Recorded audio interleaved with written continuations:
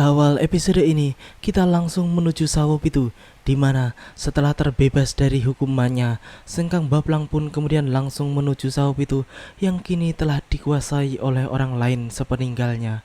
Dengan menggunakan pedati kuda, Sengkang Baplang pun akhirnya sampai di depan pintu gerbang Sawopitu yang tampak sedang dijaga oleh dua orang prajurit. Ketika rupa Kenca dan Kencar rupa mencoba untuk mendekati pintu gerbang, mereka pun langsung diserang oleh puluhan prajurit yang tiba-tiba muncul dari balik pintu gerbang tersebut, sehingga pertempuran besar pun terjadi.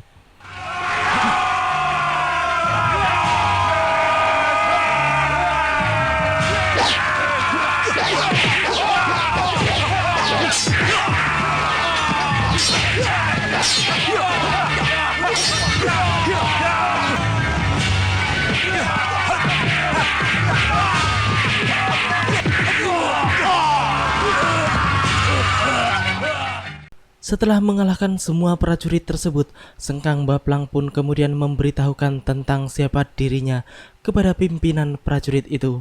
Ia pun meminta mereka semua untuk menyerah dan memanggil pimpinan utamanya untuk menghadap kepada dirinya. Setelah itu, Sengkang Baplang pun merapal ajian Kitiran Sewunya untuk yang pertama kali setelah terbebas dari hukumannya, sehingga pintu gerbang yang kelihatan kokoh tersebut pun hancur berantakan dibuatnya. Kemudian, ia pun segera menerobos masuk dan menuju ke Daton Sawopitu. Ia pun kemudian menantang orang yang telah menguasai kerajaan tersebut dengan suaranya yang keras mengguntur.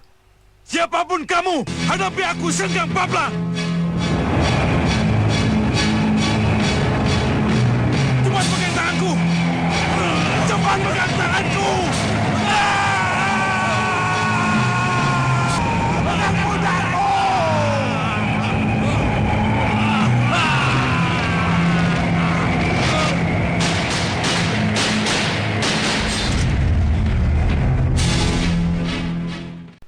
Setelah berdebat sejenak, mereka pun kemudian bertarung kembali. Sengkang Baplang pun langsung mengeluarkan ilmu-ilmu andalannya untuk segera bisa menundukkan lawannya yang lumayan tangguh itu. Sengkang Baplang pun kemudian menjerat orang-orang tersebut dengan kalung ikatan batin Krindaseba, sehingga mereka pun mau tak mau harus menjadi pengikutnya. Ia pun kemudian tertawa-tawa penuh kemenangan, seperti dahulu sebelum dikalahkan oleh Gendrawani.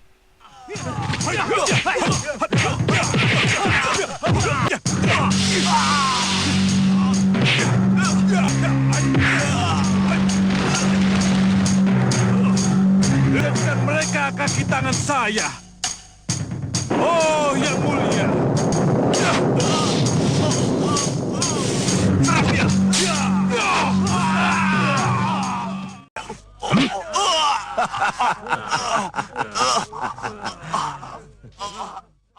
Sementara itu, Batik Madrim dan Danurwenda pun akhirnya telah sampai di Kertanegara dan mereka pun kini telah berada di setinggil kerajaan. Prabu Kertanegara pun menjadi sangat senang dan berterima kasih kepada Prabu Angling Dharma yang telah mau menerima dengan baik Danurwenda di Malwapati. Apalagi kini putrinya Dewi Sukesi akan diboyong ke Malwapati setelah penantian lama yang selalu diharapkannya. Dewi Sukesi pun meminta izin kepada seluruh bini sepuh Kertanegara untuk berpamitan ke Malwapati. Kepada Ramandamu. Iya, Yang Prabu. Cucuku, semoga kamu jadi kesatria sejati seperti Ramandamu. Baik, Yang Prabu. Mohon restunya, Yang Prabu. Yang merestuimu. Kita menuju puncak Gunung Kelut, di mana Ki Hanubawa yang telah bersekutu dengan Ratu Gendrawani pun tampak sedang melihat keadaan Jagat Satria yang sedang ditawannya di penjara bawah tanah. Jagat Satria yang baru mengetahui kehadiran mereka pun tampak berteriak-teriak meminta untuk dilepaskan.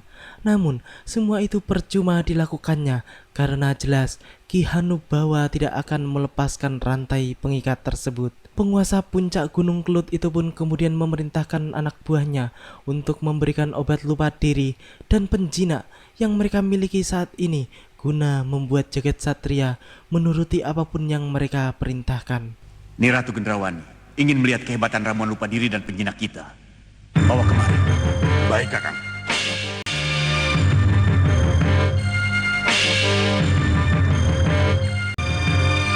Apa ini? Apa yang kalian inginkan dariku?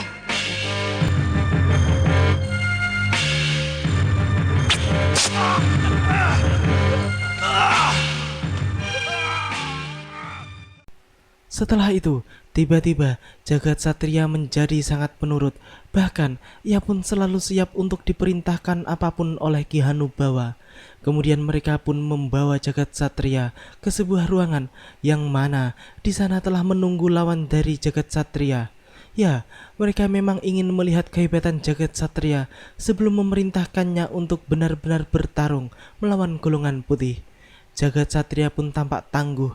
Bahkan dengan ambisinya, ia pun dengan cepat mengalahkan lawannya tersebut.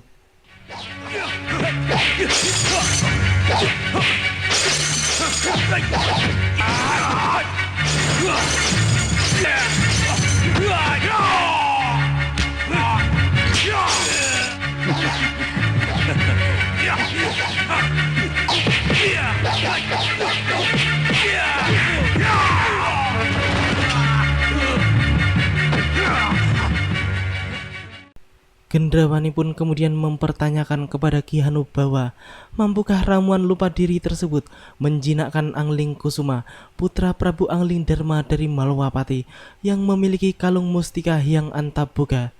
Ki Hanubawa pun menjelaskan bahwa ia akan menculik Angling Kusuma dengan menggunakan meriam penyedot miliknya yang sangat luar biasa itu.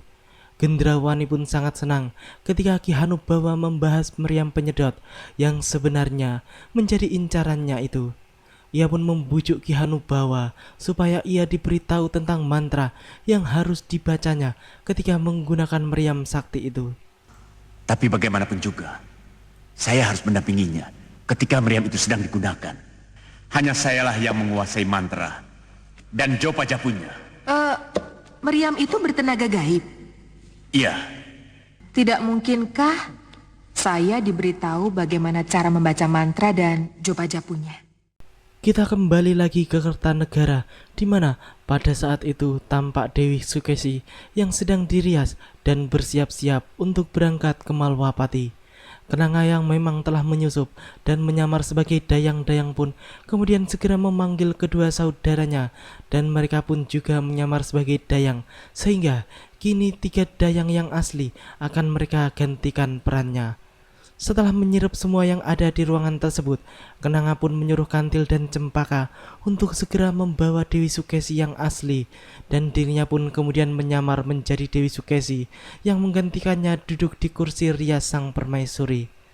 Setelah mereka semua terbangun, datanglah beberapa dayang yang memberitahukan bahwa semuanya telah siap untuk berangkat. Dewi Sukesi palsu pun segera berpamitan kepada ibundanya. Namun, sebenarnya ibundanya sendiri sempat curiga dengan gerak-gerik putrinya yang tiba-tiba saja berubah. Gusti Ayu, sudah saatnya berangkat, Gusti. Semua sudah siap? Sudah. Gusti Pati juga sudah siap? Sudah, Gusti. Ibu, Nanda sudah siap. Nanda pamit, Ibu. Ayo kita berangkat.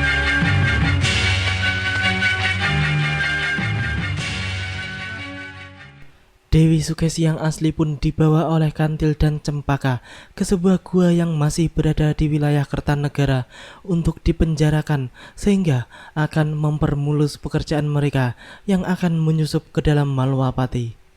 Setelah semuanya beres, mereka berdua pun segera menyusul Kenanga yang kini telah berangkat ke Malwapati bersama rombongan yang dipimpin langsung oleh Patih Batik Madrim. Mereka pun mengikuti rombongan tersebut dari atas awan, sehingga tidak akan bisa diketahui keberadaannya. Bahkan Cempaka pun telah membayangkan betapa nantinya Prabu Angling Dharma akan terkapar setelah tertusuk cuntrik atau keris Kenanga yang menyamar sebagai Dewi Sukesi.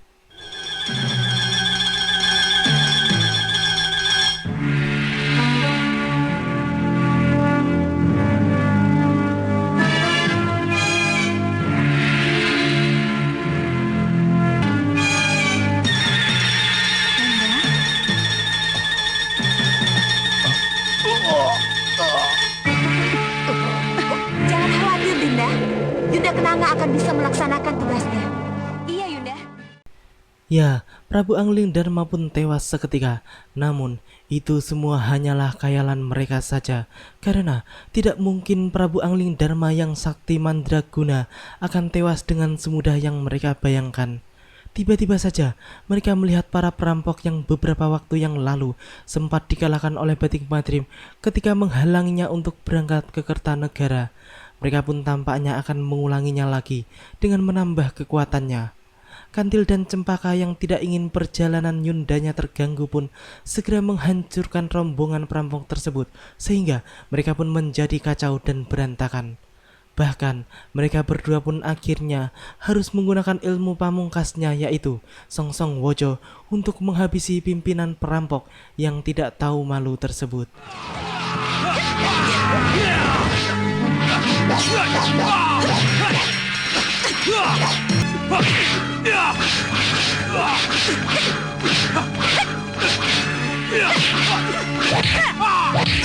Songsong Wojo.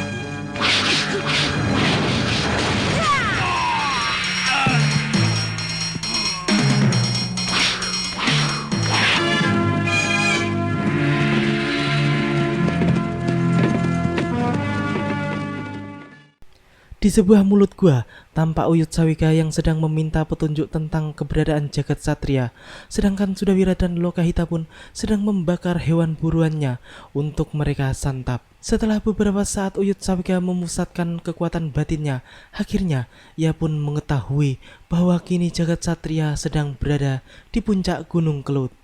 Tanpa buang-buang waktu lagi, Uyut Sawika pun segera berpamitan kepada mereka berdua untuk segera berangkat menuju puncak Gunung Kelut. Dengan kesaktiannya, Uyut Sawika pun kemudian menggunakan ajian sepi angin yang bisa membawanya berlari cepat bagaikan hembusan angin yang kencang. Hei, Uyut! Angin! Dengan kecepatanmu, antarkan aku ke puncak Gunung Kelut. Hoi! Uyut! Uyut! Bagaimanapun, kita harus menyusul. Iya, ayo. Ayo. Di sisi lain, di perbatasan menuju puncak Gunung Kelut, tampak Sudamani dan muridnya yang sedang bertarung dengan orang-orang Kihanubawa yang memang menjaga daerah tersebut. Sudamani pun tampaknya berpura-pura kalah supaya mereka bisa sampai ke Gunung Kelut dan bertemu dengan jagat satria incarannya. Karena ia merasa hanya dengan cara itulah dirinya bisa mencapai puncak Gunung Kelut. Di sebuah semak-semak yang cukup rimbun, terlihat Angling Kusuma dan pria mitra yang dari tadi melihat peristiwa Sudamani tersebut. Mereka pun curiga dengan tingkah Sudamani yang sepertinya memang sengaja mengalah. Uyut Sawika yang juga telah berada di tempat itu dari tadi pun kemudian berpikir bahwa ia harus membonceng perahu terbang orang-orang tersebut agar bisa sampai ke puncak Gunung Kelut. Hanya dengan membonceng perahu itu, aku akan bisa ketemu jagat satria.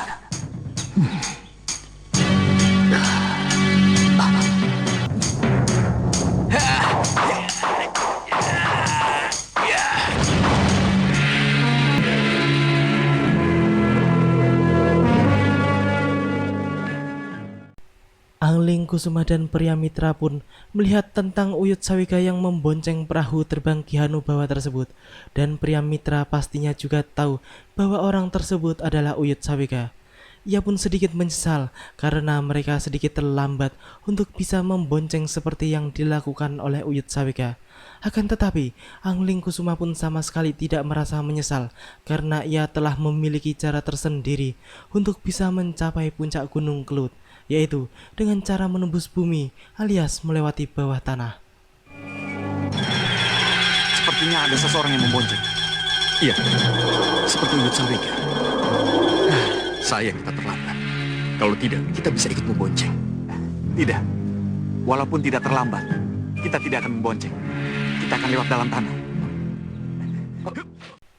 Rombongan pasukan Gunung Kelut pun akhirnya sampai ke istana mereka, dan mereka pun segera menghadapkan Sudamani kepada Kihanubawa junjungannya. Sedangkan Uyut Sawika pun segera menuju ruangan penjara untuk segera membawa jagat satria pergi dari tempat itu. Setelah melewati beberapa rintangan, akhirnya Uyut Sawika pun sampai ke tempat Jagat Satria. Ia pun juga sedikit kesulitan berbicara dengan Jagat Satria yang kini telah dirasuki oleh ramuan lupa ingatan Ki Hanubawa. Setelah berbicara dan meyakinkan Jagat Satria bahwa ia akan menolongnya, Uyut Sawika pun segera membawa Jagat Satria karena pada saat itu para pengawal Ki Hanubawa sedang membawa Sudamani ke ruangan penjara. Oh, iya. Sang Maharsilah yang menitipkan saya ke Sugalu. Dan dari Sugalu, saya dibawa ke sini oleh Ki Hanubawa Raja Gunung Kelut ini.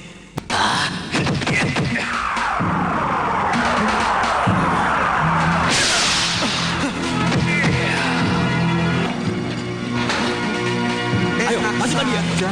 Apa ini? Kok kayak kandang? Loh.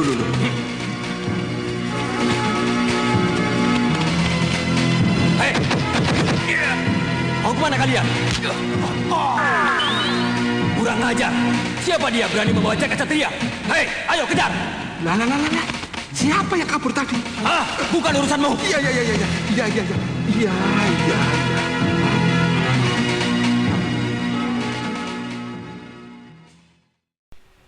Demikianlah akhir dari episode ini.